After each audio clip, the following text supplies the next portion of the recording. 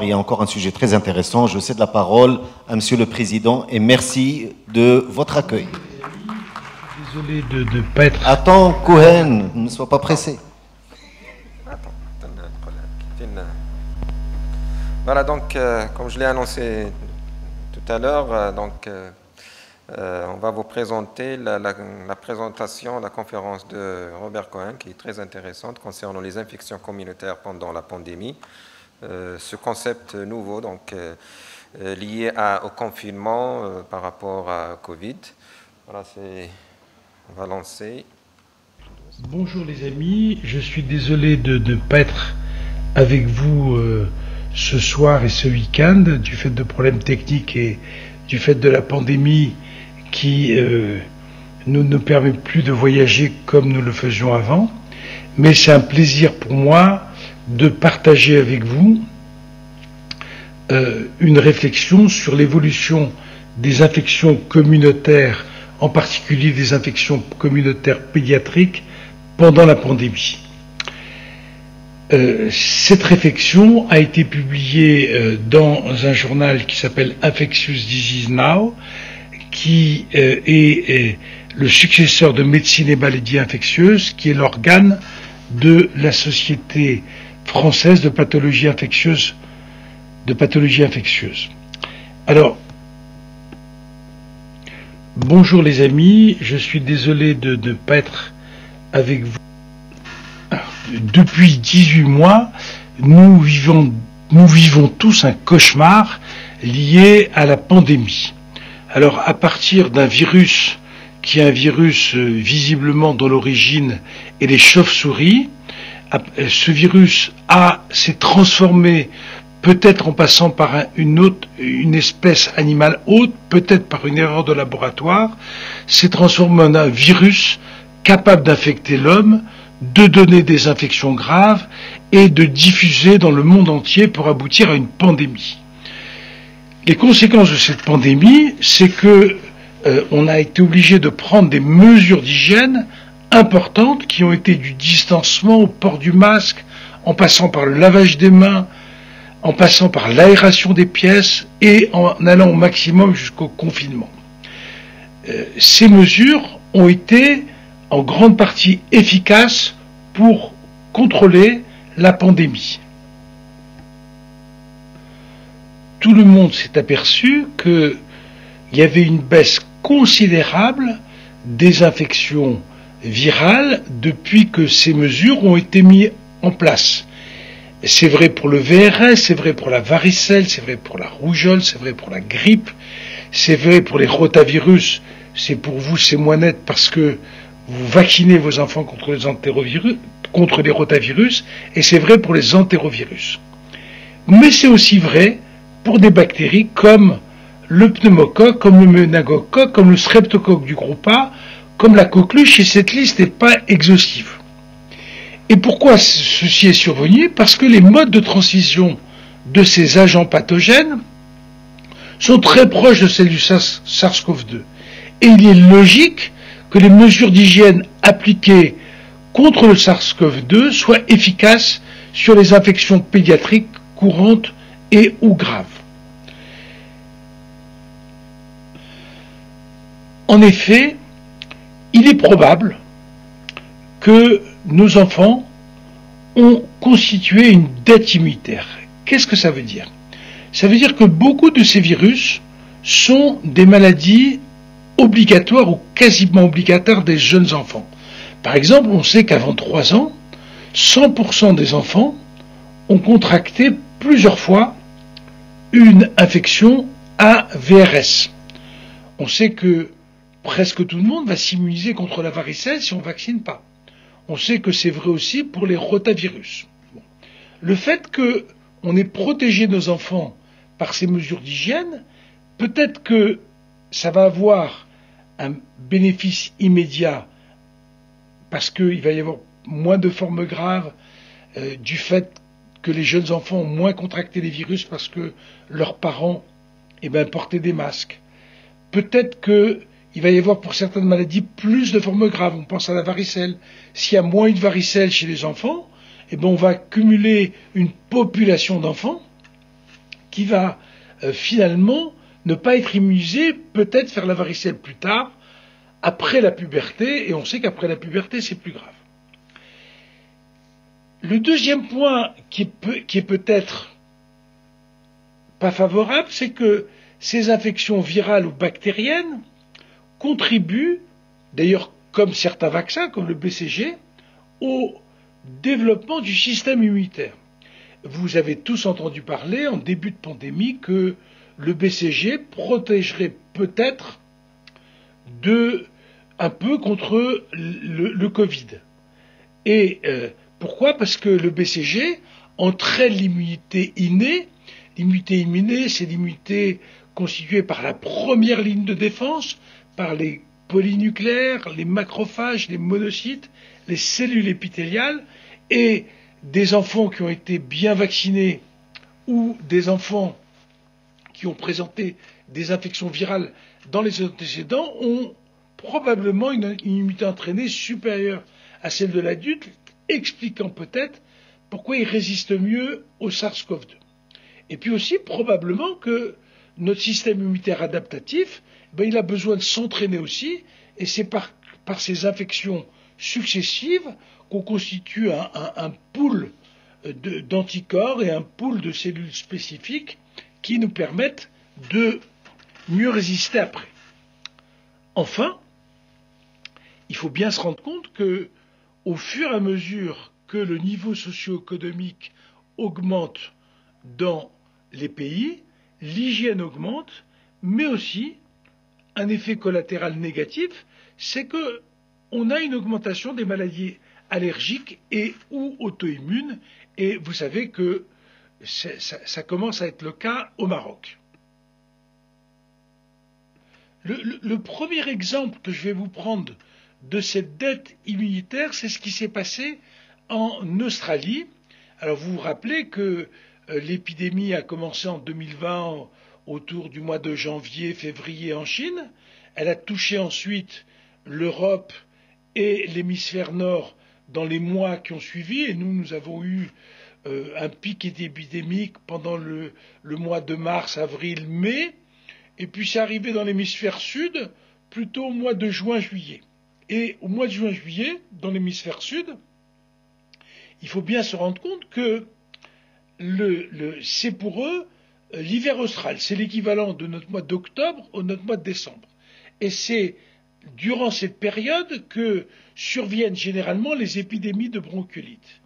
Et vous voyez sur cette courbe, en noir, l'épidémie de SARS-CoV-2. On a pris des mesures de confinement, d'isolement des patients, etc. Qu'est-ce qui s'est passé? Il n'y a pas eu d'épidémie de bronchiolite. Et on en a conclu, à juste titre, que les mesures d'hygiène que nous prenons pour le SARS-CoV-2 sont efficaces pour le VRS. Tout ça, c'est extrêmement logique. Le problème, c'est que quelques mois après, durant notre mois de novembre-décembre, alors que c'était l'été en Australie, ils ont eu un pic d'épidémie d'infection à VRS, dont des bronchiolites, qu'ils n'avaient jamais vu les années précédentes. Alors que la bronchiolite, ça survenait plutôt pendant l'hiver austral, et là c'est survenu pendant l'Australie. Comme si les enfants qui n'avaient pas été immunisés pendant l'hiver, maintenant que les mesures d'hygiène n'étaient plus en place, l'épidémie de bronchiolite est survenue de façon intense, soulignant que probablement les enfants ils s'infectent tous à un moment ou à un autre par le VRS. Donc on voit bien que la complexité du phénomène.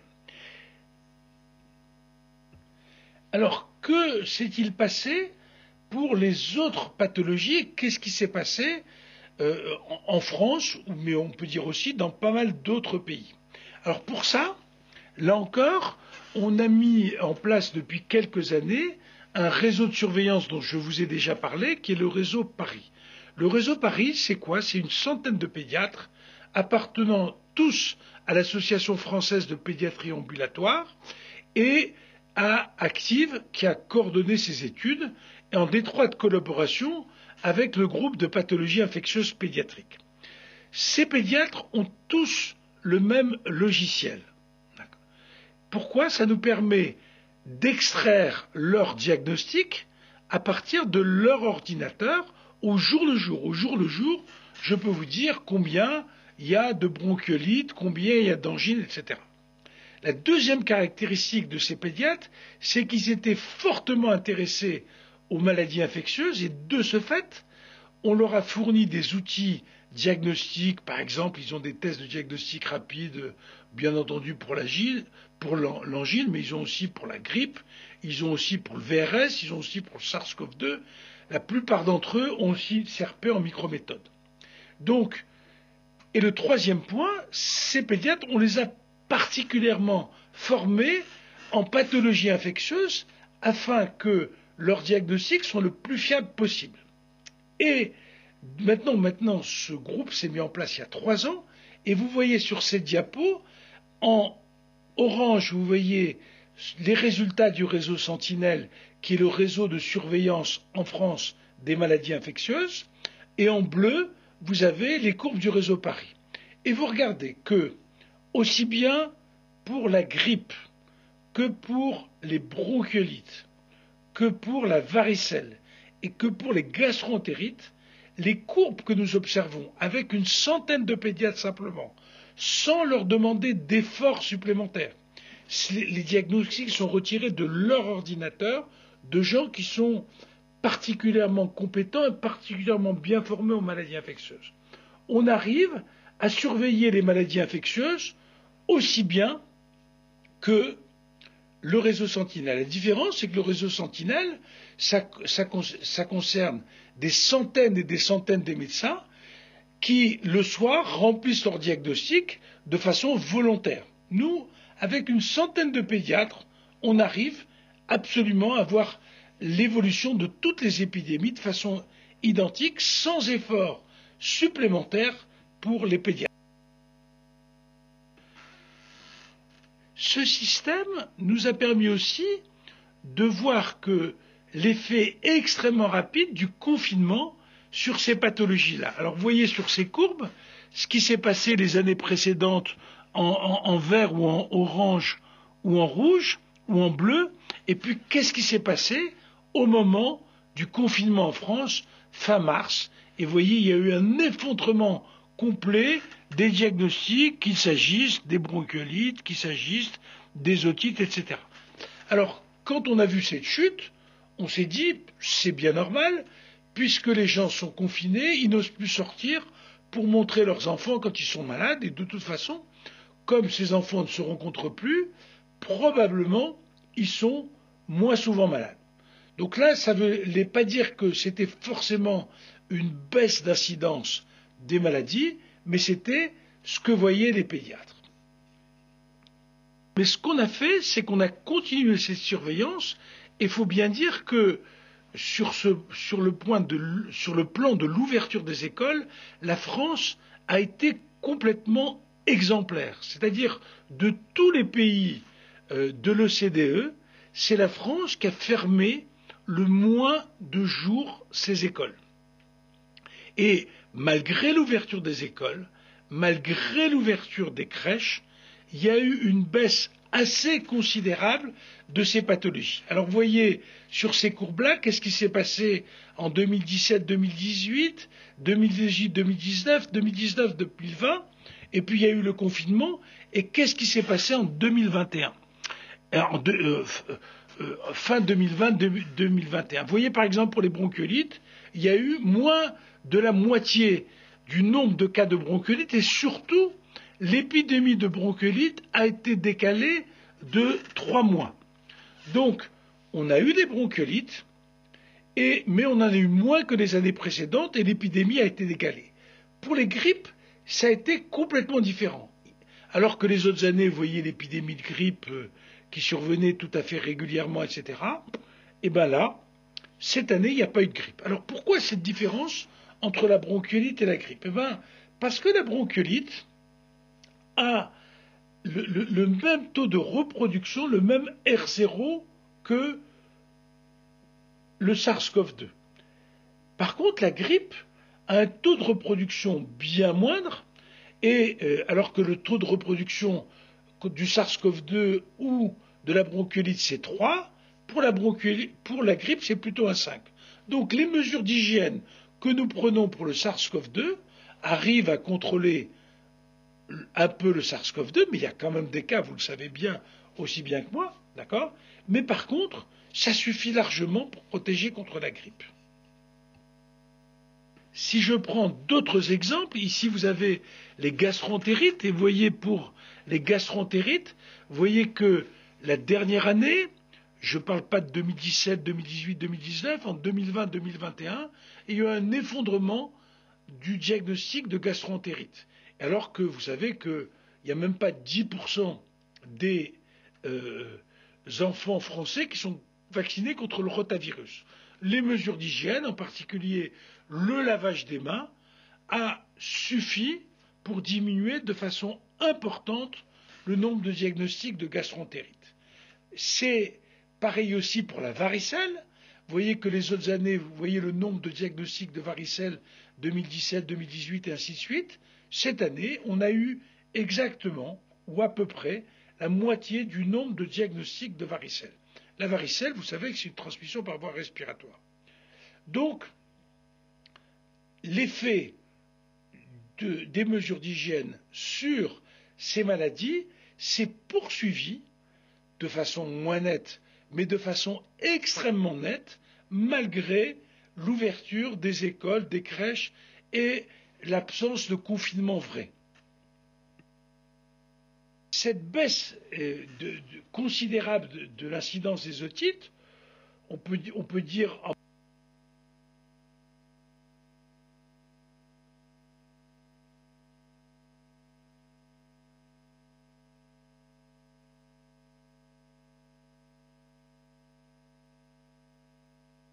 plus intéressant sur ce que je vous montre ici, ce sont les otites.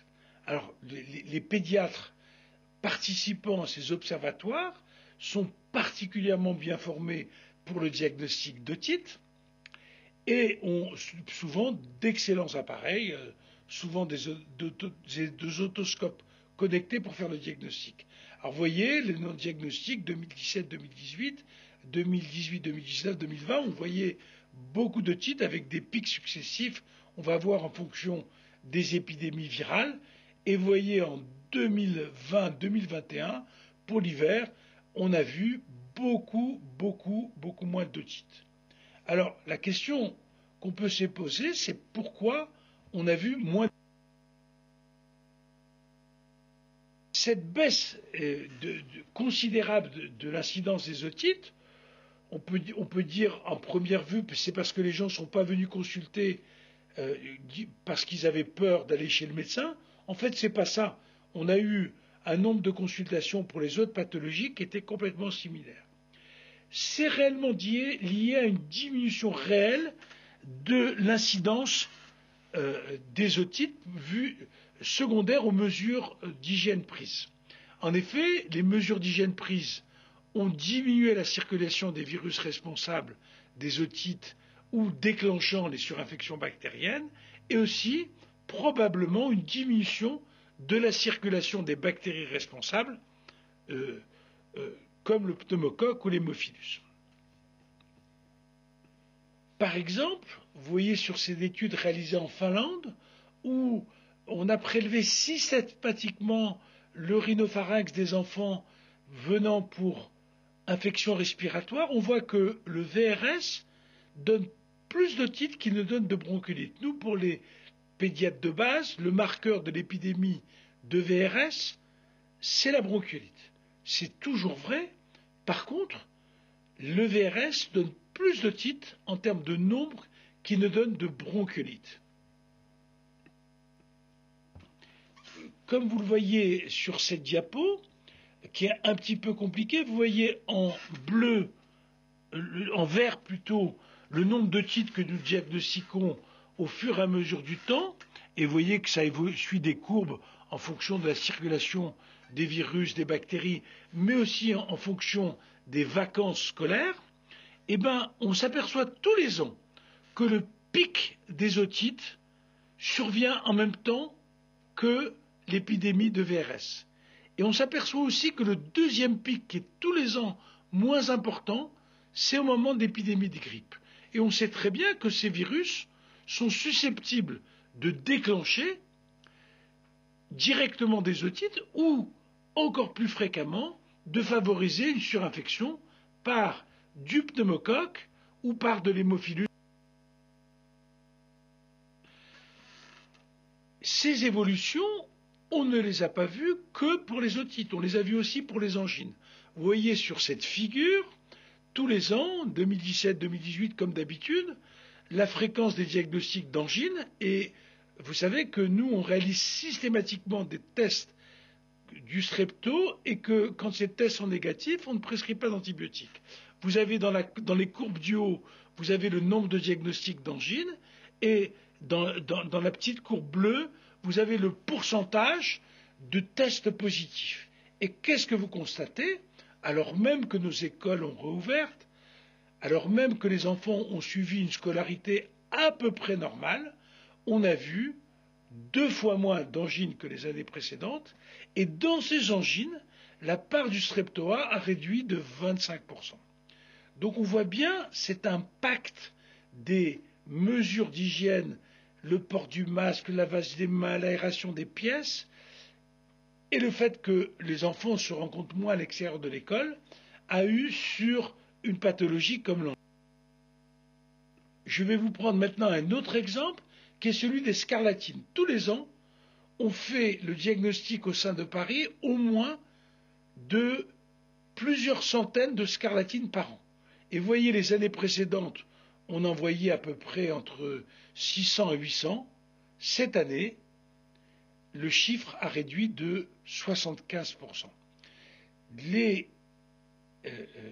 bactéries, le streptocoque responsable de scarlatine a moins circulé que les années précédentes. Et là, il faut bien comprendre que pour les scarlatines, il n'y a pas besoin de co-infection virale. C'est le streptocoque qui donne ça directement.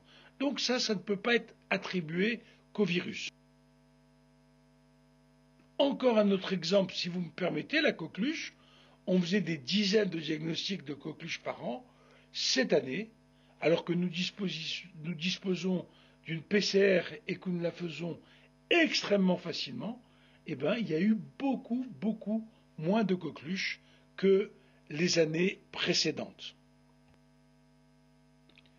Ce qui est vrai pour les infections bénignes est aussi vrai pour les infections bactériennes graves. Ici, sur cette courbe, vous voyez l'évolution en 2020 du nombre d'infections invasives à méningocoque.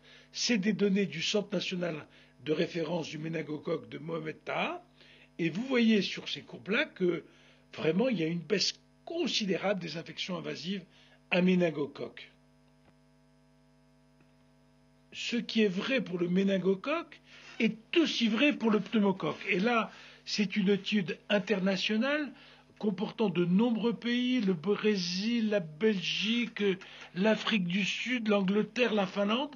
Dans tous ces pays, et ce sont des données des différents centres nationaux de référence, il y a une baisse considérable des infections invasives à pneumocoque.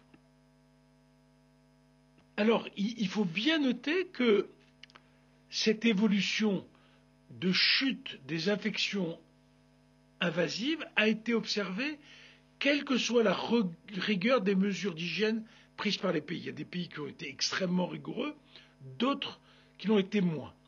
Cette forte diminution concerne principalement les génotypes hyperinvasifs de méningocoque, indépendamment du sérogroupe. Et on sait par exemple que le méningocoque, que le portage asymptomatique du méningocoque, qui dure en moyenne 4 mois, a diminué et que ce portage asymptomatique fait que maintenant on peut penser que ce portage a moins eu lieu et qu'il n'a pas participé à l'installation d'une immunité collective. On peut craindre que, secondairement, on ait plus d'infections invasives à méningocoque et à pneumocoque quand toutes les mesures d'hygiène. Alors, pour terminer, vous savez que nul ne peut prévoir l'avenir.